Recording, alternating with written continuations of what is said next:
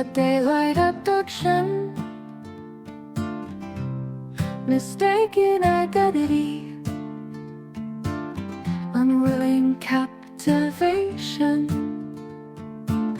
itinerary unknown. As an elder, one of my favorite lessons, while teaching the acolytes, was when I asked them to imagine the aura. I enjoyed the twist I put on the assignment when I asked them to revise their work and eliminate every reference to vision. They were asked to describe the aura, but limit it to smell and sound, taste and touch.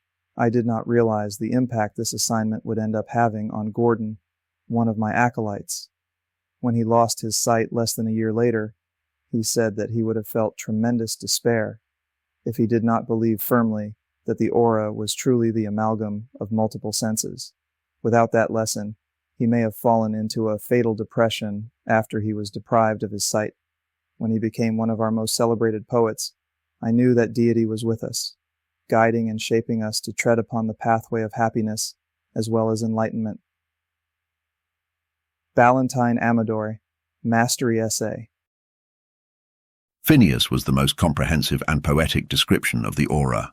Nico said. Did you see my sister's aura? Sher looked at Rhea, a slightly puzzled look on his face. She seemed, when I first saw her, to glow golden, like the finest tiger's eye stone, as if there was some special allure to her beyond any other woman I have ever known. And my desire to possess her was great. I decided that I would have her, regardless of the cost. That is what an aura is like. Special, indescribable, alluring. Uncle Zeke stated. I am not Estolian. Sher asserted. His earlier convictions seemed to have faded. It should not matter if I have seen Rhiannon's aura. Even if it does not matter to you, it matters to Rhea. Nico interjected, indignant on her behalf, pulling her body closer to his protectively. Uncle Zeke glanced towards them briefly, a quelling expression on his face, before looking back at their host. He used his lilting instructor voice, one Rhea could never forget from her youth. With it he could deliver lessons that never needed a second telling. Not all ascribe to our faith. Indeed, we would be most hard-pressed to accommodate the needs of even 1% of the religious-minded on this planet, were they to declare belief in our religion. But among the descendants of Zacharias and Estoliana, the blessings and the curses bestowed are as incontrovertible as the laws of nature and physics. You have the blood of Zacharias. You have felt the pull of those selfsame blessings and seen the aura. You have met the keeper of your soul, your Kaylee. You have only two choices. Nico took up the narrative and Rhea marveled at the strength her brother was gaining in his rapid progress towards his destiny. You can ask the three of us to depart, he said, rejecting Rhea and all she stands for. This will result, ultimately, in a future of celibacy. Few men can meet the woman who would be the keeper of their soul and reject her, untouched. His voice grew much darker as he added, Those who walk away from the woman who has already taken possession of their soul walk away from life itself. No man can exist without his soul. Sher looked unconvinced. And my other choice? Nico smiled and looked at Rhea. She knew this was her cue. She crossed the room slowly, looking at this man who had swept into her life like a freight train. She wanted him. She could reject Sher and return to Estolia. He would be unable to follow her there. His body would not rise for any other woman. But if she rejected him, would she be rejecting deity, and the declaration deity made, by showing him her aura, that they were perfectly matched? This was one of the chasms in her understanding of the promise of Zacharias and deity's promised blessings. Were her choices limited now and for all time? Could she only ever experience the ultimate for a woman of Estolia if she was willing to marry this man? Many times, she had railed at the inequity of being a daughter of Estolia, subjected to the whims of its dictates. Why was it, she had asked her mother, that only men saw the aura? Why was the choice given to a man to accept the woman? Where was the choice for the woman? Her mother explained the true power in Estolia was always within the women who kept the souls of their men. Deity would never show a man the aura of a woman if he was not right for her. It was not written in so many words, but it was understood by the women of Estolia. They had a power far greater than that of the men of Estolia. The power within her, that she now felt as never before, was as real as the sun and the earth. If she allowed this man to possess her, she would take his soul into her keeping, giving her a strength impossible to fathom. Once it was in her keeping, he had only two choices: to remain with her, his fate sealed to hers for all time, or to reject her, and languish without his soul, to die a lonely death. But he had to understand his choices. If she had allowed him to possess her body as part of a transitory relationship, her suffering would not be as overt, but it would be no less acute.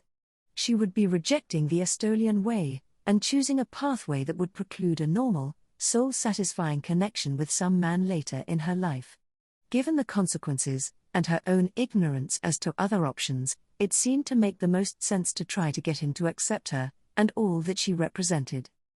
For Estolians, courtship always seemed to follow one of two patterns. Sometimes a couple just knew that deity approved their match. Often, they spent a significant amount of time together, though rarely alone, prior to his 30th birthday. In that situation, there was no expectation that the man would see an aura.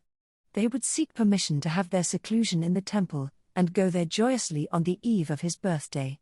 The other model of courtship centered around women who were not raised in Estolia, who frequently knew nothing about the nation or the faith.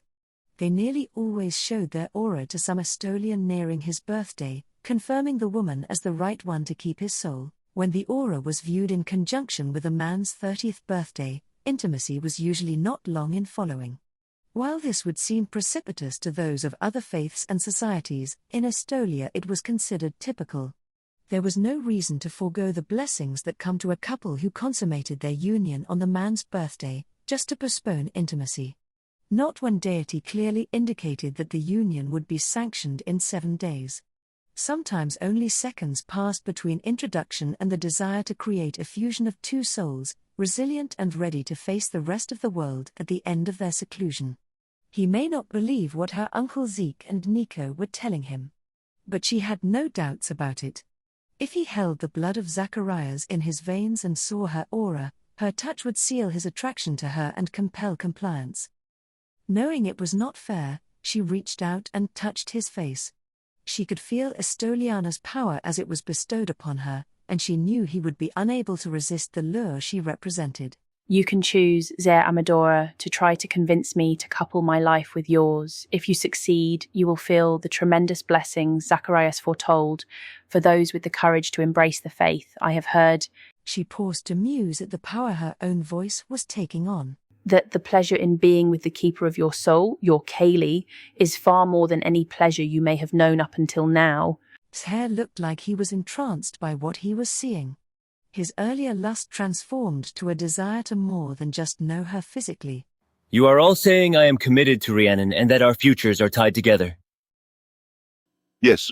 Zeke said. Know also that if you do choose to take her to bed, she will conceive. The exchange has 3 aspects. You give her your soul, she gives you her purity, and deity gives both of you a son to bless the relationship. Hare nodded decisively. If you gentlemen will return tomorrow, I believe Rhiannon and I have an appointment with destiny. Nico frowned, glancing from his uncle to Hare, and then to Rhea. Finally, he focused all of his attention on his sister. Do you wish to remain here, Rhea? She looked up into her brother's face and had to suppress tears at how dear he was to her, how blessed she was to have him and 2 other fine brothers. She looked from Nico to Hare and then nodded. I will be fine here, Nico, I am sure.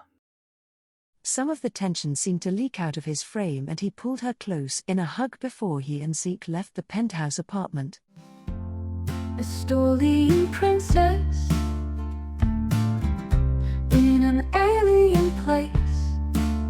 In her head, strong desire to get her education. Her giddy justification